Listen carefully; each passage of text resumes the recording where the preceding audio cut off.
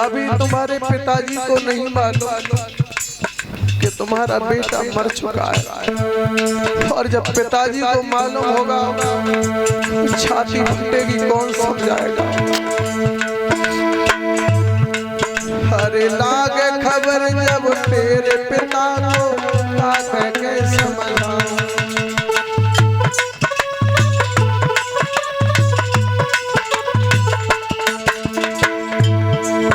अरे लागे खबर जब तेरे पिता को, क्या कह के समझाऊं। क्या कह के मेरे सुत प्यारे, क्या कह के मेरे सुत प्यारे बाबुल को धीर बधाऊं।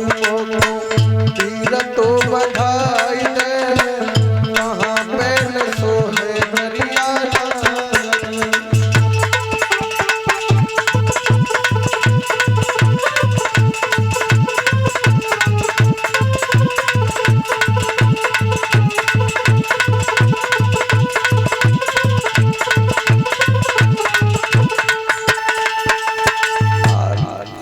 अब ये मैया तुम्हारी कहीं की नहीं रही है, क्योंकि घर में हंसती खेलती संतान माता पिता के सामने प्राण छोड़ दे।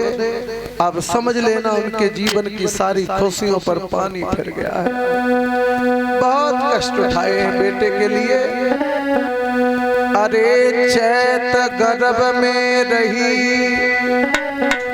नींद भर सोई न काया में।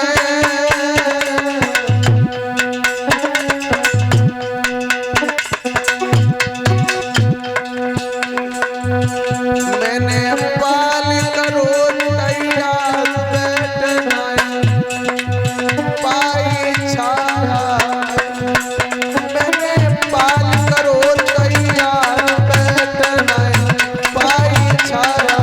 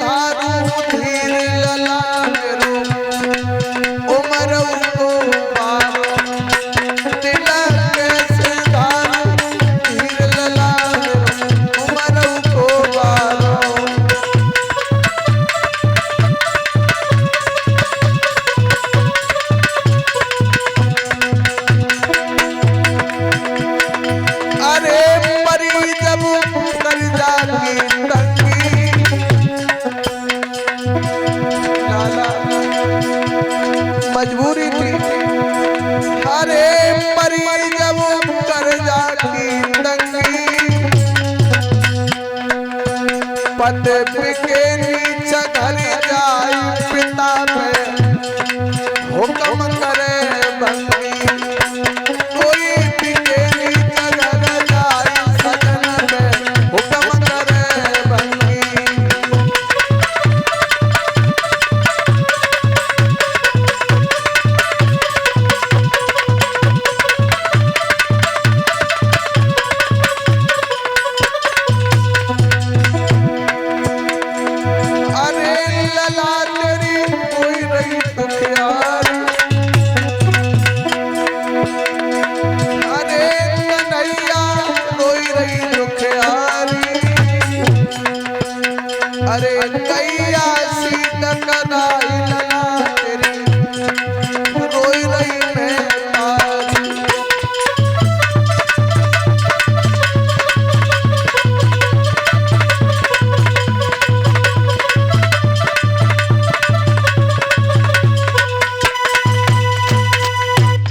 आज उसी समय भगवत श्रोताओं तारा बेहोश हो जाती है। होश आया तो पछाड़े खा खा करके फिर जमीन में गिरती है, संभलती है, गिरती है, संभलती है। लेकिन भगवान सबको सब कुछ देना, लेकिन विधाता किसी को जीवन में पुत्र शोक मत देना।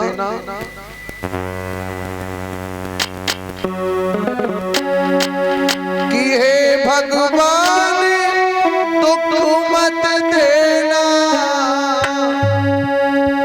और जिंदगानी में और बारे पे मरना, मात पिता कोई लला न मरे जवानी।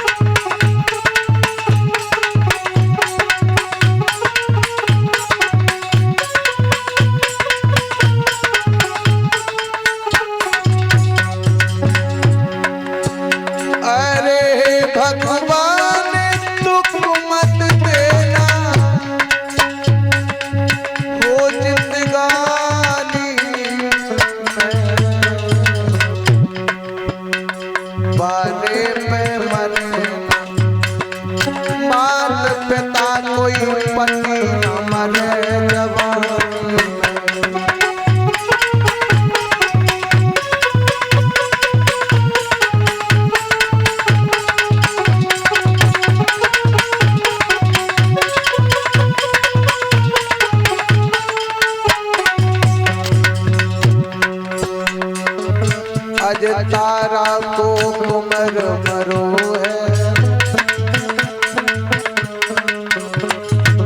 सब बिद जाको घर बिगड़ो है।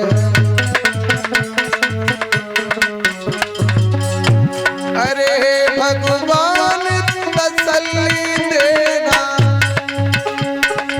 हे भगवान तसल्ली देना, हो जिंदगानी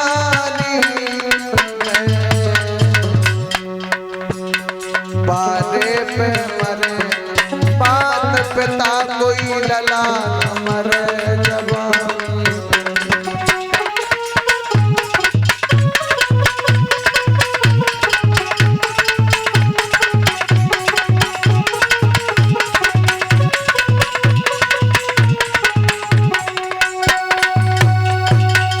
आज तारा भगवत श्रोताओं रोते रोते अपने आप को संभालती है, और जिस समय तारा अपने आप को संभालती है, देखा है दिन धीरे धीरे सूरज होने के लिए जा रहा है। और हमारे यहाँ सूरज होने के बाद किसी भी प्रकार की कोई मिट्टी नहीं लगाई जाती है। आज भगवत श्रोता उसी समय सुखदेव भगवान कहते ही राजन परीक्षित, तारा ने बेटे की लहज को बाहों में भरा है और आज सीध लगाई है मरघट की। तारा को नहीं मालूम था कि मरघट पर जो मरघटिया बने हुए हैं वो अभी हमारे पिताजी, हमारे पति हैं और इस बेटे के पिताजी हैं। नहीं तारा को मालूम था। बारिश समय आप ना आवे ताय पे और ताय तहां पहुंचाए, मरघट की सीध लगाई चल पड़ी है।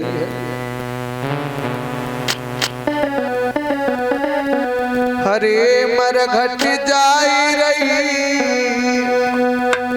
लेके लास लला रोहित की, मरघट जाई रही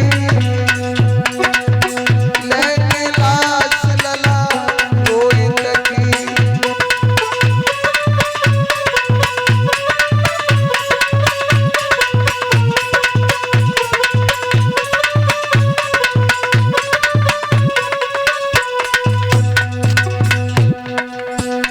अरे मीठा लेवे और पुचकार,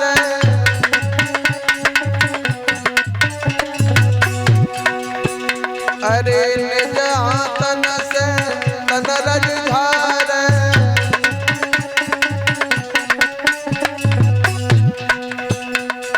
पछाड़े खाई रही लेके लास लला रोहित की।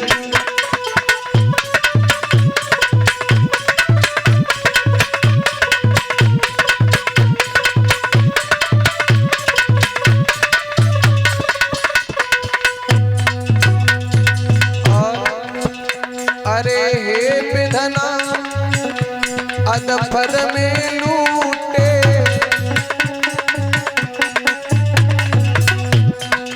सब विधि भाग हमारे फूटे,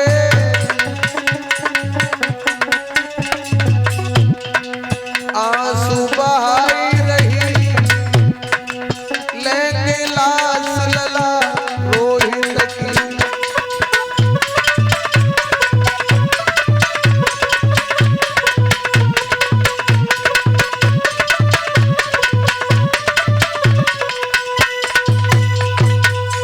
उसी समय भगवत श्रोताओं, तारा आज रोती बिलखती शमशान घाट पर बेटे की लहज को रख लिया।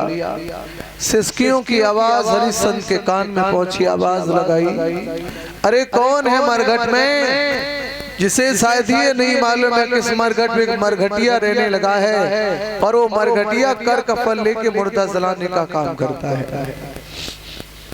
तारा की नजर पड़ी, समझ गई हमारे स्वामी हैं। उसी समय बेटे का मुंह अपनी धोती के पल्लू से ढक लिया है।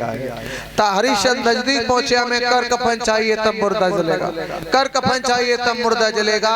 और नजदीक पहुंचे और नजदीक, जब बिल्कुल सामने जाके खड़े हो गए तो तारा ने बेटे के चेहरे से थोड़ा साड़ी का पल्लू खींचा।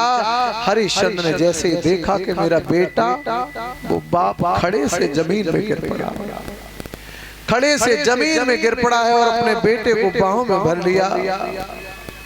कहा मैं बदकिस्मत हूं जो इस मरघट पर मरघटिया बना बैठा हूं। अभी तक तो हमने सुना था कि बेटों के हाथों से बाप जलाए गए, लेकिन दुर्भाग्य इस बाप का, इस बाप के हाथों से बेटे का अंतिम संस्कार होने आया है। गांव देहात में पिता पुत्र का अंतिम संस्कार होता, वहां पिता को नहीं ले जाया जाता है। पिता को लोग पकड़ के कमरे में बंद कर देते हैं, बिलखता है, तड़पता है, पर उस जगह पर पिता को नहीं ले जाया जाता। क्यों? जो वृक्ष लगाता है वो कटे हुए वृक्ष को देख नहीं सकता है। मैया माँ खड़ी खड़ी बिलख रही है। माँ जिस समय खड़ी खड़ी बिलख रही है, हरिश्चंद्र ने कहा तारा ये क्या हुआ और तुम इसके अंतिम संस्कार के लिए मेरे यहाँ? बोले कर कफन लगता है। आधी साड़ी को फाड़ा करके रूम में और आधी साड़ी का कफन बनाया और तारा ने उसी समय वहां से भागना शुरू कर दिया, क्योंकि बेटे का अंतिम संस्कार माँ कभी नहीं देखती है। और काशी के समीप मंदिर में जाके तारा गिर पड़ी। इधर हरिश्चंद्र जब होश में आए तो हरिश्चंद्र ने क्या किया है? हरिश्चंद्र ने उसी समय भगवत श्रोताओं जमीन में गड्ढा खोदा है, क्योंकि हमारे यहाँ छोटे बच्चों को जलाया नहीं जाता है। उस गड्ढे में लिटा दिया, थोड़ी थोड़ी मिट्टी ऊपर कांटे डाल दिए। कल जब आएंगे तो जमीन से उखाड़ के अपने बच्चों को और लाड़ लड़ाएंगे। इधर भगवत श्रोताओं हरिश्चंद्र बेटे का को गड्ढे में दबा करके और पहुंच ही नहीं पाए, तब तक कालू मेहतर को सूचना होगी कि मंदिर में कोई डायन आई है, जिसके मुंह में रक्त लगा छोटे छोटे बेटों का आहार करती है। उसी समय हरिश्चंद्र को तलवार पकड़ा दी कालू मेहतर ने, जाओ कोई मंदिर में डायन आई है उसका सर काट के आओ। हरिश्चंद्र रोने लगे, ऐसा बदकिस्मती हूँ, अपने हाथों से अपने वंश का विनाश कर रहा हूँ। तारा के पास पहुंचे तो उल्टे मुंह पड़ी है, सत्य पे रुके हैं, केस पकड़े, तारा का मुंह देखा तो तारा ने कहा प्रभु मार दो, अब देर मत लगाओ। बोले क्यों? मर तो मैं उसी दिन गई थी जिस दिन मेरा बेटा मर गया, अब इन सांसों का कोई फायदा नहीं है। इधर लक्ष्मी जी भगवान के पैर दबा रही है।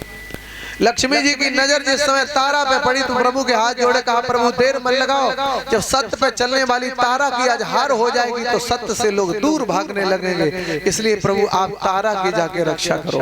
भगवान नंगे पैर भागे हैं। हरिश्चंद्र ने म्यान से तलवार निकाली है और जैसे ही गर्दन में मारने के लिए चले, वैसे चतुर्भुजी भगवान प्रकट हो गए। तलवार पकड़ ली, का ठहर जाओ हरिश्चंद्र। चेहरे की तरफ देखा, तलवार को तो छोड़ दिए, पैर पकड़ लिए, कहा प्रभु इतनी बड़ी सजा। भगवान ने अपना पीताम्बर लिया, तारा को दिया, दे तारा अपना तन ढक ले। तारा ने कहा नहीं प्रभु, जिसका मन खराब हो गया हो फिर तन ढकने से कोई फायदा नहीं। बोले क्या हुआ? बोले मेरा बेटा मर गया। बोले नहीं मरा है। आवाज लगाओ अपने बेटे को। आवाज लगाई रोहितास। उसी समय भागता हुआ रोहितास आया और अपने मैया और बाबुल के गले में आकर लिपट गया। इधर भागवत श्रोताओं विश्वामित्र भी प्रकट हो गए। कालू मेहतर था, वो धर्मराज थे, वो भी प्रकट हो गए। और आज उसी समय भागवत श्रोताओं भगवान ने तारा से कहा है कि तारा तुम क्या चाहती हो, चलते समय वरदान मांग लो। तारा ने कहा प्रभु जब जब मैं इस दुनिया में आऊं तब तब मुझे यही पुत्र और यही पति देना, इसके अलावा और कुछ संसार में मैं नहीं चाहता। भगवत श्रोताओं इस कथा से हमें यही ज्ञान मिलता है कि सत्य पर चलने वाला व्यक्ति परेशान कितना हो सकता है जीवन में, लेकिन परेशान हो सकता लेकिन परास्त नहीं हो सकता है कभी। क्योंकि सत्य परेशान हर युग में रहा, लेकिन सत्य परेशान हो सकता है, सत्य परास्त नहीं हो सकता है। इसलिए सत्य के रास्ते पर चलते रहो, जीत तुम्हारी भगवान करेंगे, जीत तुम्हारी भगवान करेंगे। इस प्रकार से सुखदेव भगवान परीक्षित को सावधान करते हैं। बोल वृंदावन बिहारी लाल की, बोले गोविंद भगवान की। और यहाँ से आगे की कथा आप लोग कल श्रवण करेंगे। उसके तत्वोपरांत जिन लोगों का योगदान आ चुका है, चंदा रूपी अपना योगदान भी आप लोग भिजवाएं, क्योंकि समय अब बहुत ज्यादा नहीं रहा है, इसलिए आगे की व्यवस्थाएं। और उसके साथ साथ आप लोग ज्यादा से ज्यादा संख्या में पंडाल में पधारें और ये भगवान की कथा का जो शेष समय बचा है उस समय में कथा का रसास्वादन करके अपने जीवन को सफल बनाएं।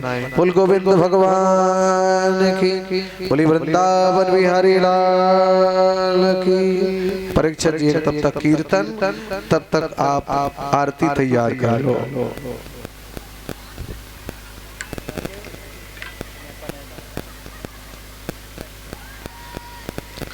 बोलिए वृंदावन बिहारी लाल।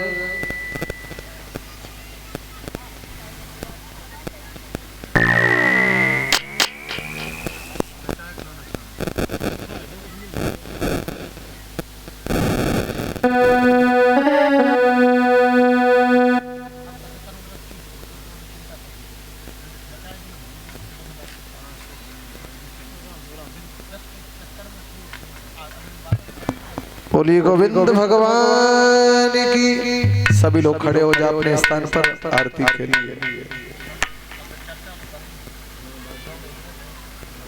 सही बात।